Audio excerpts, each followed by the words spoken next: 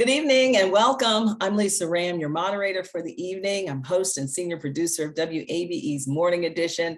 So glad to be here today for tonight's forum.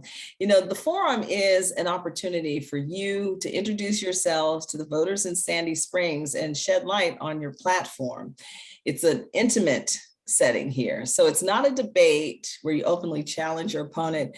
But again, it's a forum to let voters know who you are and what you stand for. I'd like to take this opportunity to introduce the two panelists who will be asking the pretty tough questions tonight. First, we have Amy Wenk, who is editor for Reporter Newspapers, and Tammy Joyner, who is the democracy reporter for the Atlanta Civic Circle. I'd like to welcome both of you here tonight. Before we begin, we would like you, the District 5 candidates, to tell us a little bit about yourselves and to tell us who you are. Please note you are being timed very closely. There's a timer on the screen there that you can keep track of your seconds. Colin Hubbard, I'd like to begin with you. Tell us about yourself. Sure. Thanks for the opportunity. While I didn't make this decision lightly, it was a simple one to make at the end of the day, excuse me. I grew up here in District 5, right across the street from Hammond Park. I'm a product of High Point, Ridgeview, and Riverwood, and I loved growing up in Sandy Springs.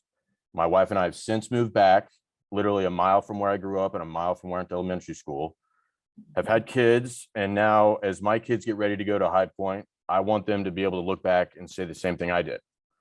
I'm at a point in my life where I can continue to give back.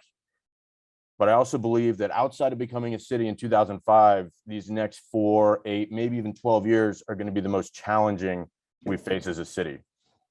Continued emphasis on public safety is paramount. That allow us to maintain at a minimum and enhance the quality of life in neighborhoods that we all enjoy. And then working towards a strategic development plan to take us into the future are just some of the issues we're going to face. I will bring the energy, the renewed communication, and the fresh perspective that the issues demand, but more importantly, the folks in District 5 deserve. Colin Hubbard, thank you very much. Next, Tibby DeJulio. Tibby, tell us who you are. First of all, it's Tibby DeJulio, but thank you. In 1981, I moved to Sandy Springs and established residency, bought a house. And in 1987, across the street from my house, a developer wanted to come in and tear down 6 homes and put up 300 apartments, which I fought. During that process, I met somebody that changed my life, whose name was Eva Golumbos. And Tibby and Eva became synonymous with Sandy Springs. We worked for all these years. We lobbied. We put a lot of miles on cars. We bent a lot of people's ears. Turn my video on. Somebody's telling me I don't have video here. Am I being seen by the public? We can see you. You can see me, okay. So in 1987, I started working on the city of Sandy Springs with Eva. In 2000, we were finally able to get a vote. We got over 90% approval. We started the city from scratch. We have brought the city to the point it is right now. I hear my bell going off. The bell went off. Tibby DeJulio, I think out of fairness, since we could not see you for about 16 of the 30 seconds, we'd like to give you some time again. So please begin and tell us who you are. You have 30 seconds. Now that we see you, and name recognition is very important, so my apologies. Tibby DeJulio. Well, thank you. People have always asked me, what's the biggest surprise we've had in Sandy Springs? And I tell them the biggest surprise in Sandy Springs is not how the city turned out, not how the city we expected the city to turn out, but how the city turned out even better than we expected. It is an extremely diverse, it is extremely responsive to our people. All of our phones are answered by people. We have a new city hall where everyone is welcome. We have an entertainment lawn where we have events like we had this past weekend. We have a performing arts center where we have shows on a regular basis. We'll be having the Nutcracker at Christmas, family entertainment, etc. The city of Sandy Springs has been the biggest success in my life. I bring experienced leadership and experienced management to Sandy Springs. I'm a Vietnam veteran, highly decorated for valor, but I also pride myself most in what I'm doing. Tibby DeJulio and Colin Hubbard are your District 5 candidates. We want to thank you both for being here this evening. Now it's time for the forum to begin. You'll be asked a total of 2 questions by our panelists, and then I'll ask one based on questions that the public submitted this evening. Each of you will have 1 minute to answer each question. We will start questioning with Tammy. Tammy?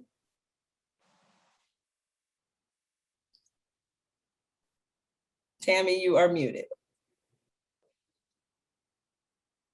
I'm unmuted now. I'm sorry. Good evening to everyone, and want to ask Mr. DeJulio this question. District 5 is home to one of the region's largest transportation projects, Transform 285-400. What can the council do to alleviate some of the traffic congestion in the area? That's an excellent question, because the answer is most of this is being done by Georgia DOT. We have met numerous times with Georgia DOT to give them suggestions and to give them feedback from our residents of what our residents would like to see. We obviously do not have direct control over it, just like the intersection of Roswell Road and Glen Ridge. That's being done strictly by Georgia DOT. We don't have any input into that. But Georgia DOT listens to us. We sit down with them. We get regular updates. We talk to them about entrances. We talk to them about access and egress. We go ahead and we put in city money to make changes that we feel will benefit the public. And we have done this consistently over the years, and we have an excellent working relationship. And I think when you see these sound walls that have gone up that are bigger than they anticipated, that's part of what we've been able to do. Mr. Hubbard, District 5 is home to one of the region's largest transportation projects, 285-400, Transform 285-400. What can the council do to alleviate traffic congestion in the area? Well, thank you. And I'll echo Tibby's comment here. This is slightly out of our hands in that it's a Georgia DOT project. That said, I think we just need to keep the faith. These aren't just drawn on a napkin and then implemented. These have taken years of strategy, years of analysis on traffic patterns, et cetera. I think we're in a weird spot now to where maybe traffic's down because of the pandemic. And so all this construction is going on. So it may get worse before it gets better, unfortunately. But I think we have to keep the faith that it is going to be better for the region, specifically our district, because these thoroughfares are going to be, circumvented with flyovers, et cetera. So right now, I think it's just keep the faith. It may get a little worse before it gets better, but it will get better. Mr. Hubbard and Mr. DeJulio, thank you so much. This next round, Amy Wenk will be asking the question. Thank you. What needs to be done to ensure housing is affordable to low and middle income residents in your district? And I'd like to, Mr. Hubbard, for you to go first. Sure, thanks. I appreciate it. And I think everybody knows that this is a nationwide problem. I think every cities across the country that look like Sandy Springs are dealing with the same issue. There are success stories out there, and I think we can glean some information out there. There are failures. I think we learn from other cities' failures as well. But this is a very complex problem. It involves every stakeholder across the spectrum, from the real estate deal to the community to the people who are actually going to be living there. And I think before this is all over, the city of Sandy Springs is going to have to spend a lot more time, a lot more money in trying to figure out a solution here. This is not an easy one. I was on the North End Task Force several years ago. Unfortunately, we left this issue to the very last discussion point, and it was the most contentious of all. And it's just going to take time, and it's going to take a lot more money and energy. Thank you. And Mr. DeJulio, how can the city ensure that housing is affordable to low and middle income residents? One of my jobs in the past years has been to protect the neighborhoods of Sandy Springs. We have wonderful neighborhoods. We have neighborhoods that have grown and that have been redeveloped and have been re-engineered, et cetera. One of the things that we can do is when we get inundated with developers want to come to Sandy Springs because we've made Sandy Springs such a wonderful place to live. They know they can come to Sandy Springs. If they can get an apartment built here in Sandy Springs in 2 or 3 years, they can sell it and make multi-millions of dollars.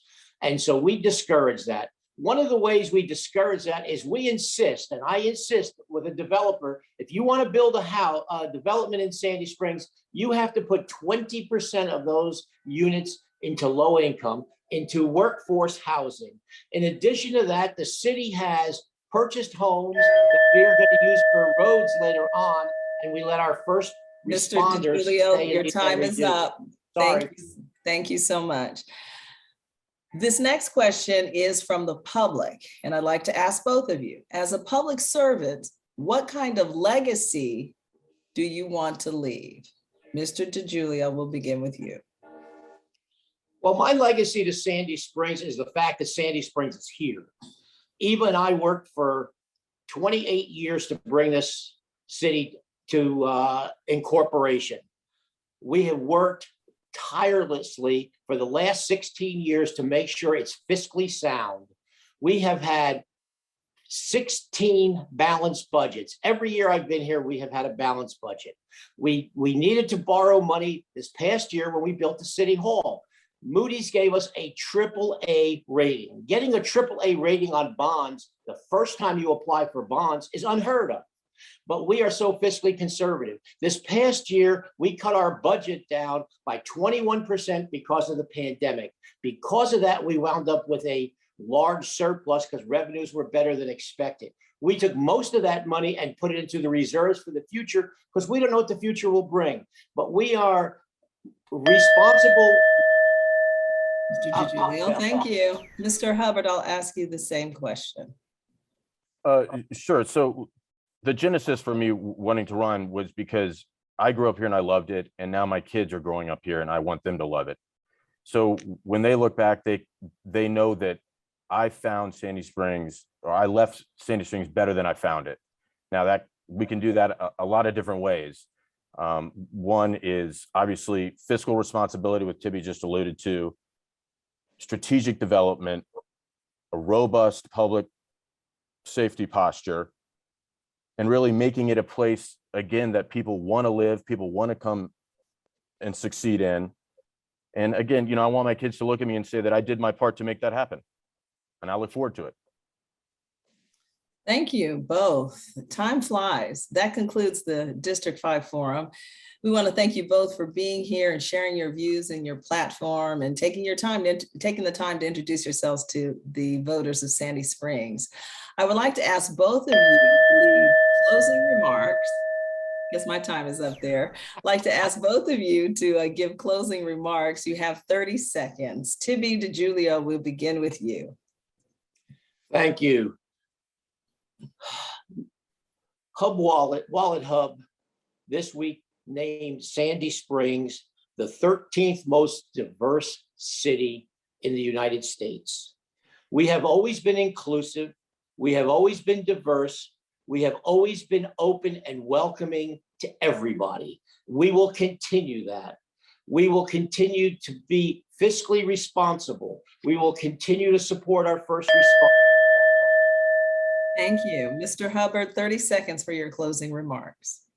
Sure. Thanks for the opportunity. I think anybody who's hung on this long through this Zoom candidate forum understands all the issues that Sandy Springs faces.